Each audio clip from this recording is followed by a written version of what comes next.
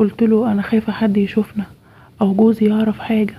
مرضيش ساعتها يسيبني وخلاني اكمل معاه جوه العيادة بتاعته. قبل ما تسمع القصة ما تنساش تعمل لايك واشتراك في القناة، دعمكم يهمني علشان استمر في نشر كل القصص والحكايات. انا اسمي سارة، عندي 25 سنة، متجوزة من تامر.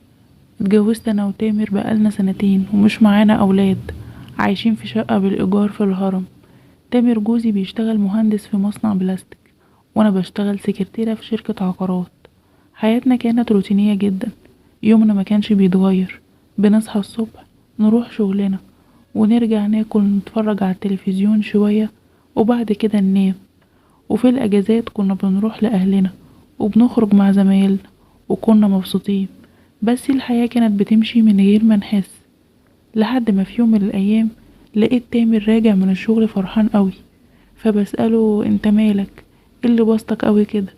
قال لي انه اتعرض عليه فرصة شغل في الكويت لمدة سنة براتب اكبر بكتير من اللي بيقبضه هنا، وانها فرصة علشان يطور من الشغل بتاعه. انا فرحت له قوي، بس من جوايا كنت خايفة من فكرة انه يسيبني ويسافر. قعدنا نتكلم في الموضوع ده كتير انا وتامر. هو كان متردد علشاني، بس انا شجعته وقلت له سافر، دي اكيد فرصة العمر ومش هتتعوض تاني ومش ينفع تضيعها، وان اكيد السنة دي هتعدي علينا بسرعة. وفي الحقيقة انا كنت بحاول اقنع نفسي اكتر ما بقنعه هو.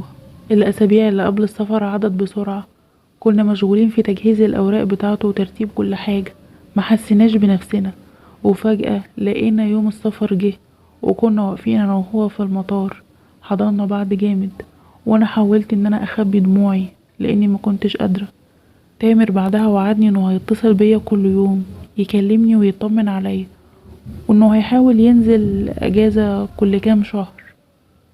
تامر سافر وانا رجعت البيت، وعدى اول يومين عليا.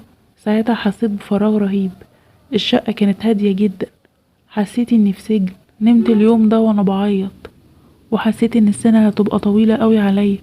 الايام الاولى عدت وكانت صعبة جدا، وكنت بروح الشغل وارجع على طول واقعد اتكلم مع تامر على الفيديو كول، وبعدها انام بدري.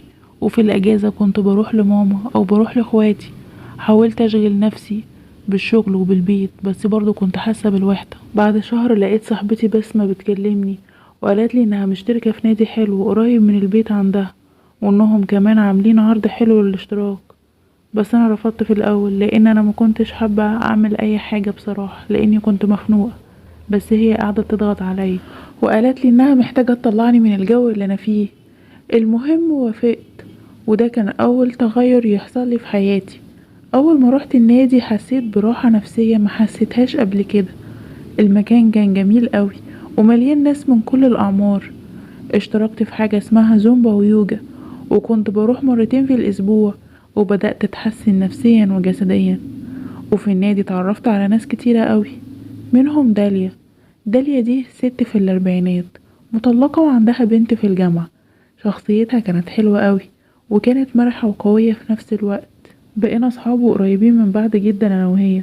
وتعرفت على واحدة اسمها نورة، واحدة في سني تقريبا، وخطيبها كان مسافر برا وشغال برا برضو زي حالاتي. الوقت في النادي خلاني اني ما احسش اني وحيدة، وان في ناس تانية عندهم نفس ظروفي. بدأت اخرج مع نهى ونورة وداليا، ونروح نتغدى مع بعض ونتمشى في المول او نقعد في كافيه. حسيت ان حياتي بدأت ترجع لها الحيوية من جديد.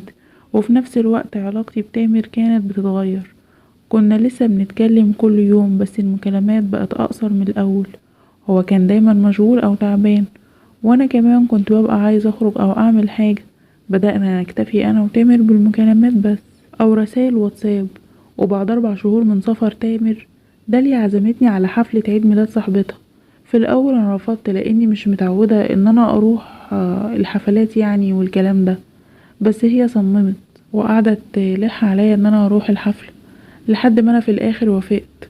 ودي كانت اول مرة في حياتي احضر حفلة او اروح مكان غريب من غير تامر من ساعة ما اتجوزنا. الحفلة كانت في شقة كبيرة قوي في منطقة في المعادي، وكان فيها ناس كتيرة جدا، رجالة وستات، وصوت الموسيقى كان عالي قوي. الجو كان مرح أول ساعة، وفي الاول كنت انا متوترة جدا لان انا مش واخدة على الجو ده ومعرفش الناس دي. بس بعد كده بدأت اتأقلم على الوضع ده واعيش الاجواء. وفي الحفلة اتعرفت على واحد اسمه عمرو، كان في اواخر التلاتينات كده، طويل وشكله حلو جدا وهو وسيم. وعرفت ان هو دكتور اسنان وانه مطلق من سنتين. بدأنا نتكلم انا وهو ونضحك مع بعض ونهزر. حسيت باحساس غريب، مزيج من الاثارة والجذب في نفس الوقت. واول مرة احس من سنين ان في واحد مهتم بيا غير تامر. وفي اخر الحفلة عمرو طلب مني اني اديله رقم تليفوني. ساعتها اترددت بصراحة، بس في الاخر اديتهوله وقلت ما بيني وما بين نفسي انها مجرد صداقة عادية. رجعت بعد كده البيت وانا حاسة بمشاعر متضاربة. كنت مبسوطة اني خرجت واستمتعت، بس كمان في نفس الوقت كنت حاسة بالذنب. اتصلت بتامر وحكيت له عن الحفلة، بس طبعا ما جبتش سيرة عمرو. الايام اللي بعد كده بدأ عمرو يبعتلي رسائل على الواتساب. في الاول كانت رسائل عادية جدا، بيسأل يعني عن اخباري وبنتكلم في مواضيع عامة. بس مع الوقت بدأ الكلام يبقى احلى. كان بيقولي كلام حلو قوي وبدأ يمدح في شكلي وجمالي وشخصيتي واسلوبي. حاولت بصراحة اكتب مشاعري بس لقيت نفسي بستنى رسايله بفارغ الصبر. وبقيت بفرح قوي لما بيكلمني. بدأت بعدها اهتم بنفسي وشكلي وغيرت في لبسي كتير وعملت ستايل شعر جديد. حسيت اني بقيت اجمل وبقى عندي ثقة في نفسي كبيرة قوي. بعد اسبوعين عمرو طلب نتقابل انا وهو في كافيه. في الاول رفضت، بس هو قعد يلح عليا وقال لي انها هتكون مجرد يعني مقابلة عادية بين اتنين صحاب. وافقت في الاخر وقلت لنفسي اكيد هتكون قعدة عادية يعني مفيهاش حاجة. وفي الكافيه واحنا قاعدين سوا الوقت عدى بسرعة جدا. عمرو كان لطيف قوي ودمه خفيف جدا وحسيت اني مرتاحة معاه. وحكينا عن حياتنا وطموحاتنا، بس ما جبتش سيرة تامر خالص وهو كمان ما سألنيش. ولما جه وقت المغرب والدنيا بدأت تليل حسيت اني مش عايزة امشي لاني كنت مبسوطة قوي وانا معاه. وبعد القعدة دي ومقابلاتنا بقت اكتر من الاول. كنا بنتقابل مرة او مرتين في الاسبوع.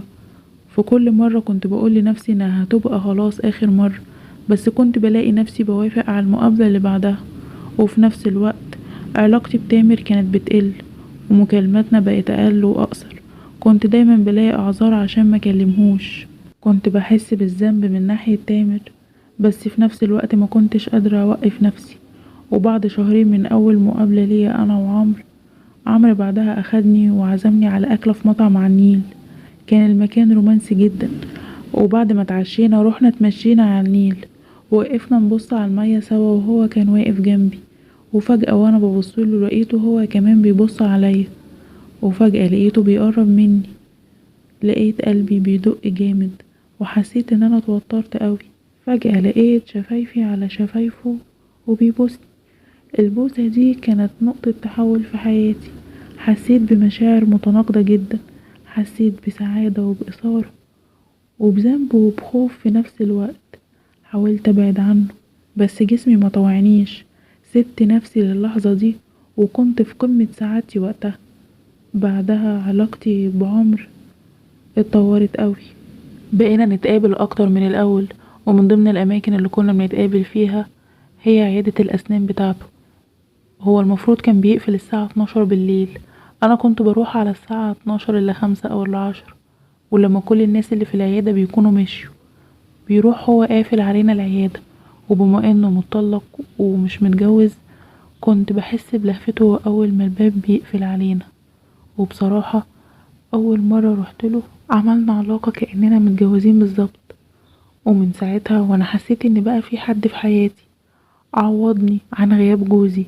بس بعدها قلت اني مش هروح تاني وعلشان كده غلط، بس للأسف ما قدرتش. بقيت بحس كل فترة اني محتاجاله وغصب عني كنت بروح له. وكنت عارفة ان اللي بعمله ده غلط، وكنت كل ما افكر في تامر احس بالذنب. بس في نفس الوقت بدأت ابرر لنفسي اللي بعمله علشان هو اللي سابني. وزمايلي كمان لاحظوا عليا ان انا متغيرة وقالولي اني بقيت اجمل من الاول بكتير وبقيت بضحك على طول في وشهم. بس هما طبعا ما كانوش يعرفوا السبب في كده ايه. وبعد 7 شهور من سفر تامر رجع مصر، وكان راجع اجازة لمدة اسبوعين. كنت ساعتها خايفة وقلقانة ومتوترة جدا، ولما رجع حسيت انه غريب عني، بس حاولت ان انا اتصرف كأن مفيش حاجة يعني واني طبيعية. بس طبعا كان في حاجز بينا، وهو حس بالتغيير ده وسألني كذا مرة اذا كان في حاجة ولا لا، وانا بصراحة كنت بنكر واقول ان كل حاجة تمام ومفيش اي حاجة. ولما اجازته خلصت ورجع الكويت حسيت براحة نفسية غريبة وفرحت، بس كمان حسيت بالذنب، وقررت ان انا انهي علاقتي بعمرو، وحاولت اصلح علاقتي بتامر تاني. كلمت عمرو وقلتله ان اللي بينا ده لازم ينتهي، واني مش هروح له العيادة تاني. زعل مني وحاول يقنعني اغير رأيي، بس انا صممت على رأيي. وبعد ما قطعت علاقتي بعمر دخلت بعد كده في حالة اكتئاب شديدة قوي. حسيت ان خسرت حاجة مهمة في حياتي. حاولت اركز في شغلي وفي النادي، بس كنت برضو حاسة بفراغ كبير. بس في الوقت ده داليا صاحبتي عرفتني على واحد صاحبها اسمه مصطفى. مصطفى ده رجل اعمال ناجح قوي، عنده حوالي 48 او 49 سنة. في البداية كانت علاقتنا مع بعض مجرد صداقة عادية، كنا بنتقابل يعني كأننا صحابه كده. بس مصطفى كان مختلف قوي عن عمرو، بحسه كده انه حد كبير وناضج وعاقل وعنده خبرة كبيرة في الحياة، وكان بيفيدني بآرائه. وبصراحة مع الوقت علاقتي بمصطفى بدأت تاخد منحنى تاني، لأنه كان بيفهمني وبيسمعني، وحسيت انه مقدر اللي انا بمر بيه. وفي يوم كنا قاعدين مع بعض، وبعد ما خلصنا مصطفى طلب مني ان هو يوصلني للبيت. ركبت معاه، وانا جاي انزل من العربية نادى عليا بصوت واطي كده، فروحت بصاله. راح ماسك ايدي وبص في عينيا، حسيت ان جسمي كله اترعش، وراح مقرب مني وبايسني. المرة دي ما قدرتش اقاوم، سبتله نفسي، وهو فضل يبوس فيا. وعلشان كنا في الشارع وكنت خايفة لحد يشوفني، مع ان الدنيا كانت ضلمة، بس بقيت اعمله بسرعة علشان محدش يشوفني. وبعد كده نزلت من العربية، وفي نفس الوقت علاقتي بتامر كانت خلاص بتتدهور، ومكالماتنا بقت قليلة جدا وسطحية، وكنت بلاقي 100 عذر علشان ما اتكلمش معاه. وهو كمان كان مشغول في شغله وحياته الجديدة في الكويت. ولما اتعرفت على مصطفى دخلت عالم جديد تاني خالص، عالم ما عشتوش قبل كده في حياتي. عرفني على أصحابه ورجال أعمال، بدأت أحضر معاهم حفلات في أماكن فخمة قوي واسهر معاهم، وغيرت من لبسي وستايل شكلي، وحياتي كلها اتغيرت 180 درجة. حسيت اني بقيت واحدة تانية خالص. وفي يوم من الايام لقيت مصطفى بيقولي انه عازمني على رحلة لشرم الشيخ، وبيقولي حاولي تاخدي اجازة من شغلك علشان تيجي معايا. فضلت افكر في الموضوع وقلت اروح واغير جو، وفعلا اخدت اجازة من الشغل ورحنا شرم الشيخ، وقضينا هناك اجمل 7 ايام في الفندق. بس طبعا مصطفى كان بيجي الأوضة بتاعتي كل يوم بالليل وينام معايا، رغم انه كبير في السن يعني، بس ده ما حسيتوش خالص وهو نايم معايا. ولما رجعت من الرحلة دي لقيت رسالة من تامر وبيقولوا انه خلاص نازل مصر. ارتبكت جدا ساعتها وما كنتش عارفة اعمل ايه. حاولت ارتب افكاري واخبي اي دليل على حياتي الجديدة. وتامر لما وصل كنت في حالة توتر شديد. حاولت تصرف عادي كأني طبيعية ومفيش حاجة، بس كان صعب عليا. وهو برضو لاحظ عليا التغيير ده في شكلي وتصرفاتي. سألني كتير عن سبب التغيير ده، وانا كنت برد عليه واقوله لا انا تمام ومفيش اي حاجة خالص. وفي نص الاسبوع دوت لقيت تامر فاجئني وبيقول ان هو هيقعد خالص في مصر ومش هيرجع الكويت تاني، لانه حس ان في حاجة غلط بتحصل وانه لازم يصلح الامور اللي ما بيننا. الخبر ده طبعا صدمني، ما كنتش عارفة افرح ولا ازعل. وبعد ما خلاص تامر رجع من الكويت كنت مرتبكة قوي. كنت فرحانة انه راجع وحاسة ان دي فرصة كبيرة علشان نصلح حياتنا، ومن ناحية تانية كنت خايفة من التغير اللي حصل فيا وفي حياتي. فقررت ان انا خلاص انهي علاقتي بمصطفى. كان القرار عليا صعب جدا، بس حسيت انه لازم. ورحت ساعتها متصلة بيه وقلت له ان جوزي رجع ومش هينفع اكمل معاك او اكلمك تاني. زعل جدا مصطفى وحاول يقنعني ان انا اسيب تامر واكمل معاه هو، وكمان قالي انه هيعمل لي كل حاجة نفسي فيها وهيديني فلوس كتير. بس طبعا انا رفضت. والشهر اللي كان قبل رجوع تامر ده كان صعب عليا قوي، لاني حاولت ارجع لحياتي القديمة وغيرت في لبسي وستايل شعري، وقطعت ناس كتيرة جدا تعرفت عليهم الفترة اللي فاتت. حسيت ان جزء مني بيضيع، بس قلت لنفسي ان ده هو الصح. تامر رجالي وانا لسه مش جاهزة. حاولت اتعامل معاه زي زمان، بس طبعا كان فيه حاجز برضه ما بينا، وهو حس بكده وحاول يقرب مني. وكان بيسألني كتير عن اللي حصل لي الفترة اللي فاتت، وانا كنت بحكي له نص الحقيقة. بس الاسابيع الاولى كانت صعبة عليا قوي. كنا بنحاول نرجع زي زمان، بس كان واضح ان خلاص في حاجات كتيرة اتغيرت قوي ما بينا. تامر كان حنين وحد مهتم بيا جدا، وانا كنت بحاول ابادله نفس الاهتمام ده، بس من جوايا كنت حاسة ان انا في صراع. وفي يوم واحنا قاعدين في البلكونة لقيت تامر بيسألني بيقولي هو في حد في حياتك؟ في حد غيري في حياتك؟ السؤال ده لما سأله ليا حسيت فجأة برهبة، وحسيت ان قلبي هيقف. معرفتش ارد عليه، سكت وقعدت اعيط ساعتها. في الوقت ده تامر عرف اني مش بحبه وان في حد تاني في حياتي، وغصب عني حكيت له عن علاقاتي اللي عملتها، بس طبعا معرفتوش ان في حد منهم نام معايا. الكلام ده كان صعب علينا احنا الاتنين، وانا بحكيله قعدنا نعيط ونتكلم لساعات طويلة، وفي الاخر وصلنا لقرار صعب واتفقنا على الطلاق. وفعلا مشينا انا وهو في اجراءات الطلاق واتطلقت منه. بعدها بدأت اسامح نفسي ببطء، وفهمت ان الندم والحكم على النفس مش هيغير اي حاجة، وان المهم دلوقتي ان اتعلم من اخطائي وابقى انسانة احسن من الاول. وعلاقتي باهلي بدأت تتحسن عن الاول، ومامتي وقفت جنبي وسندتني، وبابا في الاخر خالص سامحني بعد ما حكيت له على كل اللي حصل لي. حسيت ساعتها ان العيلة هي السند الحقيقي للانسان في الاوقات الصعبة. الحياة مليانة لحظات حلوة وصعبة في نفس الوقت، واختيارات صعبة وسهلة في نفس الوقت. المهم اننا نتعلم من كل تجربة عشناها كانت مؤلمة، ونحاول نبقى احسن من الاول. انا مش عارفة ايه اللي هيحصل معايا بكرة، بس انا متأكدة ان انا هواجه اي حاجة وانا قوية، علشان في الاخر الحياة دي رحلة بنتعلم منها كل يوم حاجة جديدة. مهما نغلط برضو بنتعلم. اللي شايف ان انا ظلمت نفسي وظلمت تامر معايا يعمل اعجاب على الفيديو، ولو عندك اي نصيحة ليا من قلبك اكتبها لي في التعليقات، وانا هقرا كل تعليقاتكم بنفسي.